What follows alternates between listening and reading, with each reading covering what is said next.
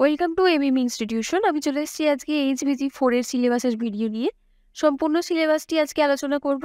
যারা চ্যানেলটিতে নতুন রয়েছেন তারা চ্যানেলটিকে অবশ্যই সাবস্ক্রাইব করবেন এবং ফলো করবেন, এবং সম্পূর্ণ ভিডিও পেতে এবং পরবর্তী সিলেবাসের ভিডিও পেতে অবশ্যই চ্যানেলটিকে ফলো করবেন। তো আজকে দেখে নেব এইচবিজি 4 এর সিলেবাসটি কি রয়েছে। সেখানে থাকছে 4টি মডিউল, অর্থাৎ প্রত্যেক মডিউলে একক রয়েছে ভাগ করা। সেই একক অর্থাৎ চলে যাব প্রথমেই মডিউল 1-এ। মডিউল 1-এ রয়েছে বাংলা ভাষা এবং বাংলা লিপির উদ্ভব এবং বিবর্তন। সেখানে রয়েছে 5টি একক। একক 1-এ রয়েছে ভাষা, একক 2-এ রয়েছে ভাষা বংশ, একক 3-এ রয়েছে ভাষাতত্ত্ব, একক 4 সেখানে রয়েছে বাংলা লিপির উদ্ভব, একক 5 সেখানে রয়েছে বাংলা লিপির বিবর্তন।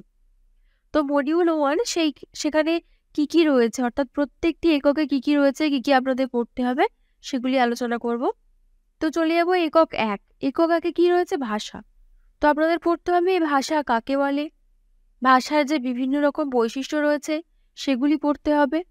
একক 2-তে রয়েছে ভাষা বংশ, অর্থাৎ ভাষা বংশ কটি রয়েছে বা প্রাচীন ভাষা বংশ কটি রয়েছে। আপনাদের 13টি ভাষা বংশ রয়েছে, সেই 13টি ভাষা বংশ আপনাদের পড়তে হবে, সেই ভাষা বংশগুলি সম্পর্কে জানতে হবে। এবং প্রাচীন যে ভাষা বংশগুলি রয়েছে তার মধ্যে সবচেয়ে প্রাচীনতম ভাষা বংশ কোনটি সেটি সম্পর্কে পড়তে হবে। এখানে থাকছে ইন্দো ইউরোপীয় ভাষা বংশ। এই ইন্দো ইউরোপীয় ভাষা বংশটাকে বেশি করে পড়তে হবে আপনাদের। ইন্দো ইউরোপীয় ভাষা বংশের যে বিবর্তন সেটি কিভাবে হলো সেটি আপনাদের পড়তে হবে। এরপরে রয়েছে একক 3। একক 3-তে রয়েছে ভাষা তত্ত্ব। এখানে ভাষা তত্ত্ব এবং ভাষা বিজ্ঞান এই দুটি বিষয় পড়তে হচ্ছে। একক 3-তে রয়েছে ভাষা তত্ত্ব, সেখানে ভাষা তত্ত্ব এবং ভাষা বিজ্ঞান পড়তে হচ্ছে, অর্থাৎ ভাষা তত্ত্ব এবং ভাষা বিজ্ঞানের কি সম্পর্ক, ভাষা তত্ত্বের সাথে ব্যাকরণের কি সম্পর্ক, এবং তুলনামূলক ভাষা বিজ্ঞান এবং ব্যাকরণের যে সম্পর্ক সেটি পড়তে হবে আপনাদের। এরপর চলে যাব একক 4। একক 4-এ রয়েছে বাংলা লিপির উদ্ভব। এই বাংলা লিপির উদ্ভব কিভাবে হলো, সেটি বিবর্তন কিভাবে হলো, এবং লিপি কতগুলি রয়েছে সেগুলি আপনাদের পড়তে হবে। এখানে লিপি রয়েছে, বিভিন্ন লিপি আছে আপনাদের, গ্রন্থলিপি, চিত্রলিপি, শব্দলিপি, অক্ষরলিপি, ধ্বনিলিপি, এই বিভিন্ন লিপিগুলি আপনাদের পড়তে হবে। এরপর চলে যাবে একক 5। একক 5-এ কি রয়েছে? বাংলা লিপির উদ্ভবের যে বিবর্তন সেটি কিভাবে হয়েছে সেটি আপনাদের পড়তে হবে, এবং এখানে থাকছে চর্যাপদের যে সমস্ত পুঁথি তার লিপি এখানে আপনাদের পড়তে হবে। এরপরে চলে যাব মডিউল 2। মডিউল 2-তে রয়েছে ধ্বনিতত্ত্ব এবং রূপতত্ত্ব। এই ধ্বনিতত্ত্ব এবং রূপতত্ত্বে এখানে বিভিন্ন একক রয়েছে। একক 6। একক 6-তে কি রয়েছে? ধ্বনিতত্ত্ব। অর্থাৎ ধ্বনিতত্ত্ব কি, এখানে ধ্বনিতত্ত্বের সাথে থাকছে ধ্বনি বিচার। ধ্বনি বিচার কি, ধ্বনি বিজ্ঞান কি, এ সমস্ত বিষয় পড়তে হবে। ধ্বনিতত্ত্বের সাথে ধ্বনি বিচারের কি সম্পর্ক, এখানে থাকছে বাকযন্ত্রের গঠন, বাকযন্ত্রের গঠন প্রণালী থাকছে, এবং সেখানে থাকছে বাকযন্ত্রের যে কার্যাবলী সেটি আপনাদের পড়তে হচ্ছে। স্বর এবং ব্যঞ্জনধ্বনি, স্বরধ্বনি এবং ব্যঞ্জনধ্বনি পড়তে হবে একক 6-এ, এবং কিভাবে স্বরধ্বনির সৃষ্টি হয় এবং কিভাবে ব্যঞ্জনধ্বনির সৃষ্টি হয় সেটি আপনাদের একক 6-তে পড়তে হবে। এরপর চলে যাব একক 7। একক 7-এ রয়েছে বাংলা ধ্বনির পরিচয়। বাংলা ধ্বনির পরিচয় আপনাদের পড়তে হচ্ছে স্বরধ্বনি এবং ব্যঞ্জনধ্বনি কাকে বলে, স্বরধ্বনি কয়টি, স্বরধ্বনির যে মৌলিক যে স্বরধ্বনি রয়েছে সেই মৌলিক স্বরধ্বনি কটি, মৌলিক স্বরধ্বনি কাকে বলে, উচ্চারণের প্রকৃতি অনুযায়ী যে স্বরধ্বনির ভাগ সেগুলি পড়তে হচ্ছে, এবং উচ্চারণের স্থান অনুযায়ী যে স্বরধ্বনির ভাগ সেগুলি পড়তে হবে, এবং উচ্চারণের অবস্থান অর্থাৎ স্বরধ্বনির অবস্থান সেটি জানতে হবে আপনাদের, এবং স্বরধ্বনির যে শ্রেণী বিভাগ এবং স্বরধ্বনি কটি রয়েছে তার শ্রেণী বিভাগ ব্যাখ্যা করুন, এই সমস্ত বিষয় আপনাদের পড়তে হবে। এরপর চলে যাব একক 8। একক 8-এ রয়েছে ধ্বনি পরিবর্তন। একক 8-এ রয়েছে ধ্বনি পরিবর্তন।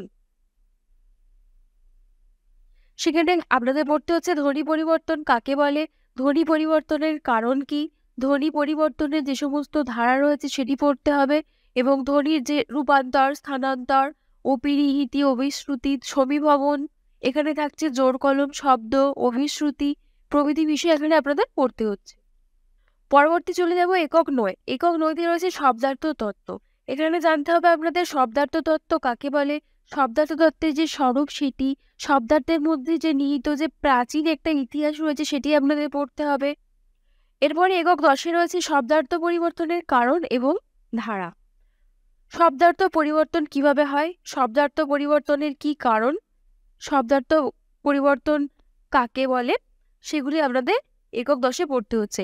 একক 11-তে রয়েছে বাংলা শব্দের রূপতত্ত্ব। বাংলা শব্দের রূপতত্ত্বের মধ্যে রয়েছে রূপতত্ত্বের স্বরূপ, শব্দ এবং পদের যে গঠন সেটি এখানে জানতে হবে, শব্দ এবং পদের গঠনের যে পার্থক্য সেটি আপনাদের পড়তে হচ্ছে, এবং শব্দের গঠন প্রক্রিয়া, এখানে রয়েছে প্রত্যয় রয়েছে এবং সমাস রয়েছে, সমাসের ভাগ রয়েছে, শব্দ দ্বৈত রয়েছে, শব্দ জোড় রয়েছে, অনুকার শব্দ থাকছে, ধ্বন্যাত্মক শব্দ থাকছে। একক 11-তে এই সমস্ত বিষয়গুলি থাকছে। এরপরে চলে যাবো একক 12। একক 12-এ রয়েছে কারক এবং বিভক্তি। বাংলা পদ গঠন প্রক্রিয়া, এখানে রয়েছে কারক এবং বিভক্তি, এখানে আর থাকছে ক্রিয়াপদ, ধাতু, অব্যয়, এই সমস্তগুলির শ্রেণীবিভাগ আপনাদের পড়তে হবে। পরবর্তী চলে যাব মডিউল 3-তে। মডিউল 3-তে রয়েছে ব্যবহারিক বাংলা ব্যাকরণ। ব্যবহারিক বাংলা ব্যাকরণের একক 13-এ রয়েছে বচন এবং লিঙ্গ, অর্থাৎ বচন কয় প্রকার, কি কি, বচন কাকে বলে, লিঙ্গ কয় প্রকার, কি কি, লিঙ্গের শ্রেণীবিভাগ করুন এবং প্রত্যয় যোগে লিঙ্গ, সেগুলি আপনাদের পড়তে হবে। অর্থাৎ স্ত্রীলিঙ্গ, পুংলিঙ্গ এবং ক্লীবলিঙ্গ, এই 3টি লিঙ্গ পড়তে হবে এবং সেগুলিকে প্রত্যয় যোগ করে কিভাবে করা যায় সেগুলি আপনাদের জানতে হবে। একক 14-এ রয়েছে পুরুষ। পুরুষে রয়েছে ক্রিয়ার কাল অনুযায়ী পুরুষ এবং বচন অনুযায়ী পুরুষ, অর্থাৎ ক্রিয়ার কাল অনুযায়ী পুরুষকে কিভাবে দেখানো যেতে পারে এবং বচন অনুযায়ী পুরুষকে কিভাবে দেখানো যায় সেটি আপনাদের পড়তে হবে। এরপরে চলে যাব একক 15। একক 15-এ রয়েছে কারক এবং বিভক্তি। এই কারক কাকে বলে, কারকের শ্রেণী বিভাগ, বিভক্তি কাকে বলে, কারকের সাথে বিভক্তির কি সম্পর্ক, অনুসর্গ কাকে বলে, বিভক্তির সাথে অনুসর্গের সম্পর্ক কি, বা বিভক্তি থেকে অনুসর্গ কতটা আলাদা, কারক কোন কারকে কোন বিভক্তি আপনাদের জানতে হবে, যে প্রত্যেকটি কারক সম্পর্কে আপনাদের পড়তে হবে। এরপরে একক 16। একক 16-এ রয়েছে বাক্য গঠন, অর্থাৎ বাক্য গঠন আমরা কিভাবে করব, বাক্য গঠন করতে গেলে আমাদের কি কি নিয়ম জানতে হবে, অর্থাৎ বাক্য গঠনের জন্য উদ্দেশ্যের কি ভূমিকা, বিধেয় অংশের কি ভূমিকা, বাক্য গঠনের যে সমস্ত শর্ত রয়েছে সেগুলি এখানে পড়তে হচ্ছে, এবং বাক্যের যে সমস্ত শ্রেণীবিভাগ রয়েছে, অর্থাৎ বাক্যকে গঠনগতভাবে কত ভাগে ভাগ করা যায় সেটি আপনাদের পড়তে হবে। যেমন গঠনগত শ্রেণীবিভাগে রয়েছে সরল বাক্য, জটিল বাক্য এবং যৌগিক বাক্য। এই 3 প্রকার বাক্য সম্পর্কে আপনাদের পড়তে হবে। সরল বাক্য থেকে জটিল বাক্য কিভাবে আমরা করতে পারবো, জটিল বাক্য থেকে যৌগিক বাক্য আমরা কিভাবে করতে পারবো, সেটি আপনাদের একক 16-তে জানতে হবে। একক 17-এ রয়েছে বাংলা বানান। বাংলা বানানে রয়েছে বানান ভুলগত নিয়ম, অর্থাৎ বানান ভুল কিভাবে হয়, কোন কোন ভুলের জন্য বানান ভুল হয় সেটি আপনাদের পড়তে হচ্ছে। এখানে তৎসম শব্দ থাকছে, তৎসম শব্দে কিভাবে বানান ভুল হতে পারে সেটি আপনাদের পড়তে হবে, এবং সেখানে থাকছে নত্যবিধান এবং সত্যবিধান। নত্যবিধিগত যে নিয়ম সেগুলি আপনাদের পড়তে হবে এবং সত্যবিধিগত যে নিয়ম সেগুলি আপনাদের একক 17-এ পড়তে হবে। এরপর চলে যাব মডিউল 4। মডিউল 4-এ রয়েছে সম্পাদনা এবং প্রতিবেদন রচনা। সম্পাদনা এবং প্রতিবেদন রচনাতে রয়েছে 6টি একক, সেখানে একক 18। একক 18-এ কি রয়েছে, সম্পাদনা। এই সম্পাদনা একক, অর্থাৎ একক 18-তে বিভিন্ন বিষয় আপনাদের পড়তে হবে, সেগুলি হচ্ছে সম্পাদনা কাকে বলে, সম্পাদনা এবং সম্পাদকীয় কি, সম্পাদনা কত রকমের হতে পারে, সংবাদ রচনায় যে ভাষার ভূমিকা সেটি আপনাদের পড়তে হচ্ছে, সম্পাদনার পদ্ধতি সংক্রান্ত আলোচনা আপনাদের পড়তে হবে, ত্রুটিহীন এবং সংক্ষিপ্ত পরিসরে সংবাদের যে পরিবেশন সেটি আপনাদের জানতে হবে, এবং সংবাদ পরিবেশনের যে সম্পাদকের যে ভূমিকা, সম্পাদকের যে দায়িত্ব, যে কর্তব্য সেটি আপনাদের পড়তে হচ্ছে, গ্রন্থ এবং সাময়িক পত্রের সম্পাদকের ভূমিকা কি সেটি জানতে হবে, এবং শিরোনাম রচনা, শিরোনাম রচনায় যে গুরুত্ব সেটি আপনাদের পড়তে হচ্ছে, এবং সম্পাদনার যে বিভিন্ন রীতি রয়েছে সেই নীতিগুলি বা রীতিগুলি আপনাদের পড়তে হবে। এরপর চলে যাবে একক 19। একক 19-এ রয়েছে সম্পাদনার নীতি। সম্পাদনার নীতিতে আপনাদের পড়তে হচ্ছে সংবাদ সূচনা।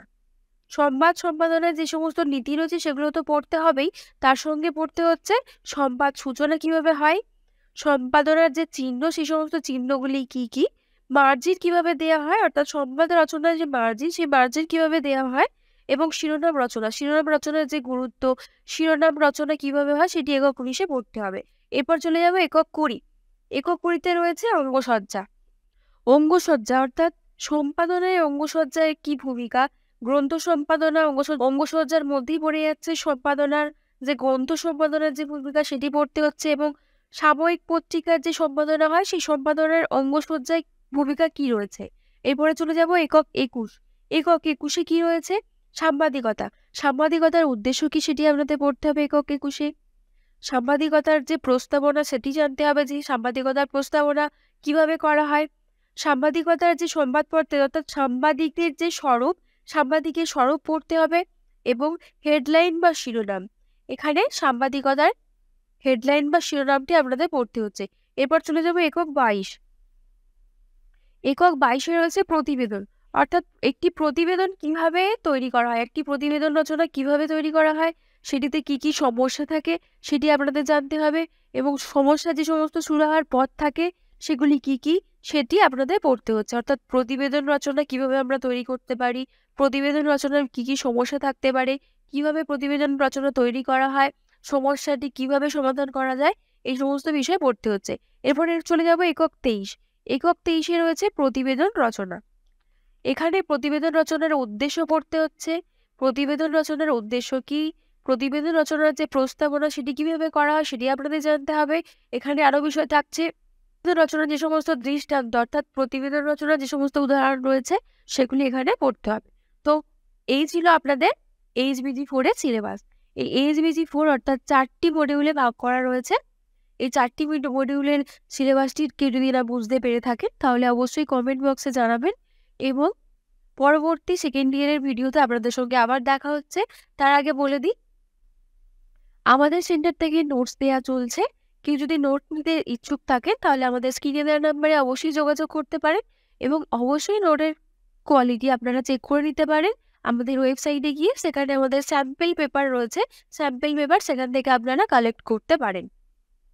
তো আপনাদের HBG4 এই সিলেবাসটি কারোর যদি কোনো বুঝতে অসুবিধা থেকে থাকে আপনারা কমেন্ট বক্সে অবশ্যই জানাবেন এবং আপনাদের এই সিলেবাসটি থেকে বিভিন্ন অর্থাৎ আপনাদের 3টি বিভাগে প্রশ্ন হয় পরীক্ষায়, বিভাগ ক, খ এবং গ, সেটি সম্পর্কে পরবর্তী কোনো ভিডিওতে আলোচনা করা হবে এবং পরবর্তী সেকেন্ড ইয়ারের অর্থাৎ HBG 5, 6, 7, 8, 9, 10 এই সমস্ত সিলেবাসটিও আলোচনা করা হবে।